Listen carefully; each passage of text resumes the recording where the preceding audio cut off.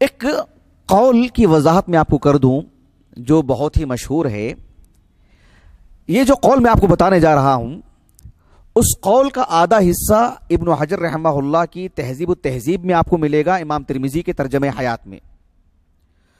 اس کا بقیہ آدھا قول آپ کو دیکھیں گے کہ سیر اعلام النبلاء امام ذہبی کی اور انہی کی دوسری کتاب تذکرۃ الحفاظ میں وہ مکمل قول ہے، یعنی آدھا قول اس میں نہیں ہے تہذیب و تہذیب میں جو ابن حجر نے ذکر کیا ہے. لیکن ابن حجر کے قول کو، ابن حجر رحمہ اللہ نے جو قول ذکر کیا ہے تہذیب و تہذیب میں، اس کو میں آپ کو بتاتا ہوں. دھیان دیجئے گا کہ کتنی فنی طور پر جو ہے علمی اعتبار سے اس میں چوک ہوئی ہے. اور یہ جو پوری تحقیق ہے شیخ البانی رحمہ اللہ کی تحقیقات سے میں نے استفادہ کر کے میں آپ کو بتا رہا ہوں. لیکن اصل کتابوں سے میں نے مراجعہ کیا ہے. تہذیب و تہذیب ہو، سیر اعلام النبلاء ہو، یا جو ہے تذکرۃ الحفاظ ہو. لیکن اصل مسئلے کو سمجھنے کی کوشش کریں. بات کیا ہے؟ امام ترمذی رحمہ اللہ کا ایک قول ہے. امام ترمذی رحمہ اللہ کہتے ہیں کہ صنفت هذا الكتاب یعنی الجامع الصحیح. غور کیجئے آپ، صنفت هذا الكتاب یعنی المسند الصحیح. ابن حجر رحمہ اللہ کی جو تہذیب التہذیب ہے اس میں امام ترمذی رحمہ اللہ کے ترجمہ حیات میں جو قول جن الفاظ کے ساتھ منقول ہے وہ یہ کہ امام ترمذی کا یہ قول منقول ہے کہ صنفت هذا الكتاب یعنی المسند الصحیح. المسند الصحیح اس کو سامنے رکھیے آپ.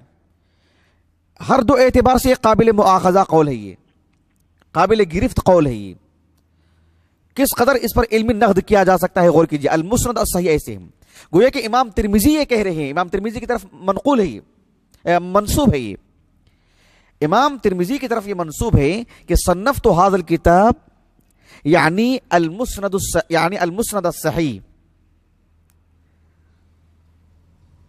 ثم فعرضته على علماء الحجاز والعراق وخراسان فرضوا بی. پھر میں نے اس کتاب کو علماء عراق یعنی علماء بغداد، علماء کوفہ، علماء واسط، علماء بصرہ اور قرب و جوار کے علماء ہمدان وغیرہ وغیرہ، ان علاقے کے جو بڑے بڑے محدثین ہیں میں نے ان کی خدمت میں اس کتاب کو پیش کیا. علماء حجاز کی خدمت میں نے پیش کیا، اور علماء خراسان، نیسابور وغیرہ، الرئی، دیگر علاقے، ہرات وغیرہ، ان سب علماء کی خدمت میں نے پیش کیا. سب جو ہے اس پر راضی ہو گئے، یعنی اس حدیث کی احادیث کی صحت سے متعلق. اس میں کیا قول ہے کہ صنفت هذا الكتاب یعنی المسند الصحیح. المسند الصحیح یہ قول منقول ہے تہذیب و تہذیب میں. کیا یہ قول درست ہے؟ اس کی تفصیل کیا ہے اب میں آپ کو بتاتا ہوں. سب سے پہلی بات یہ ہے کہ اس قول کو جن صاحب نے نقل کیا ہے وہ ہے منصور ابن عبداللہ ابو علی الخالدی. یہ صاحب ہیں.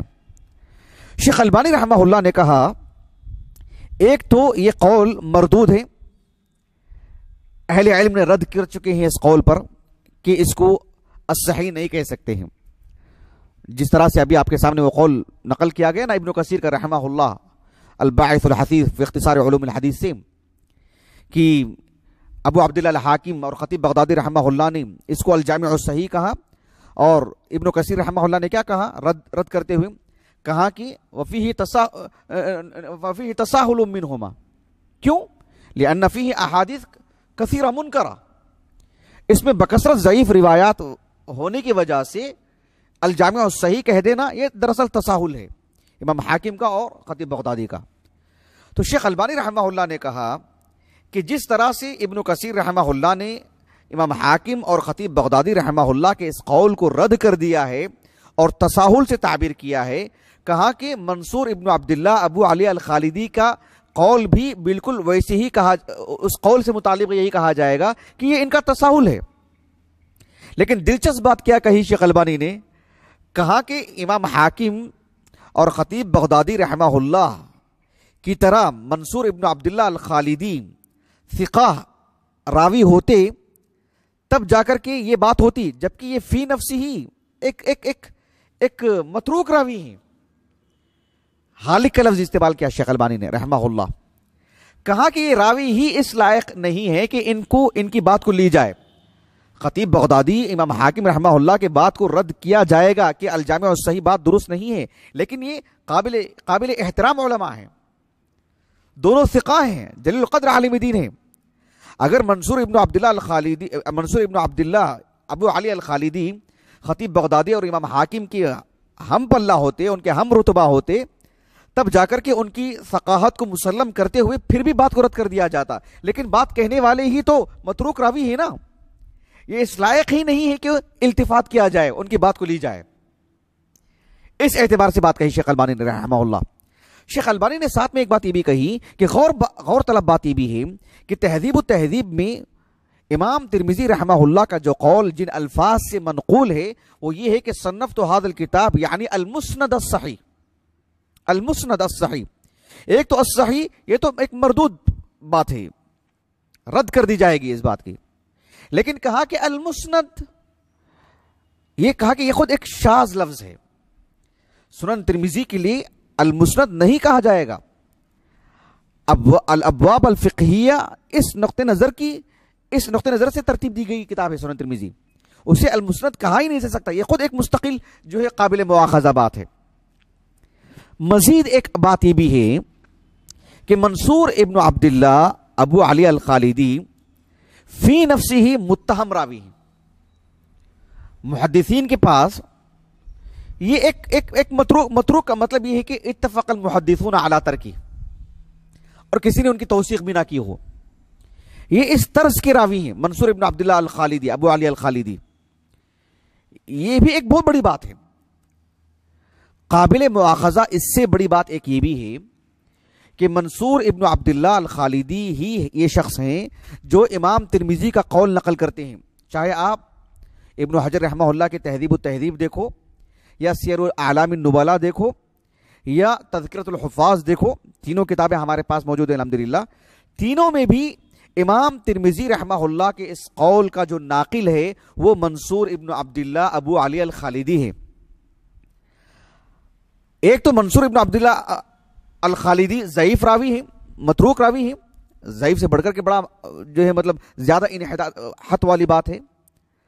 ساتھ میں ایک بات یہ بھی ہے کہ منصور ابن عبداللہ الخالدی کا جو سن وفات ہے وہ 402 ہجری ہے، اور امام ابو عیسیٰ ترمذی رحمہ اللہ کا سن وفات ہے وہ 270 پر 9 ہجری ہے. اندازہ لگائیے کہ درمیان میں کتنی مدت ہے، کتنا فاصلہ ہے. 126 سال کا فاصلہ ہے، 126 سال کا. کم از کم منصور ابن عبداللہ ابو علی الخالدی اور امام ابو عیسیٰ ترمذی رحمہ اللہ کے درمیان 2 مزید راوی یا 2 سے زائد راوی ہو سکتے ہیں. معضل روایت ہے، یہ معضل روایت ہے، صرف منقطع نہیں، معضل روایت ہے یہ خاص اصطلاحی معنی میں. ایسے میں یہ کیسے یہ بات لی جا سکتی ہے بتائیے امام ترمذی کے حوالے سے.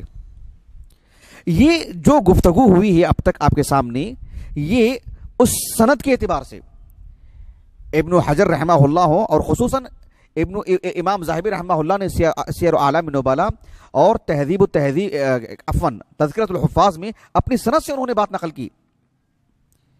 امام ذاہبی رحمہ اللہ نے منصور ابن عبداللہ الخالدی کا قول، لیکن منصور ابن عبداللہ الخالدی براہ راست امام ترمذی کا قول نقل کرتے ہیں. یہ صنفت ھذا الکتاب یعنی المسند الصحیح فعرضته على علماء الحجاز والعراق وخراسان فرضوا به.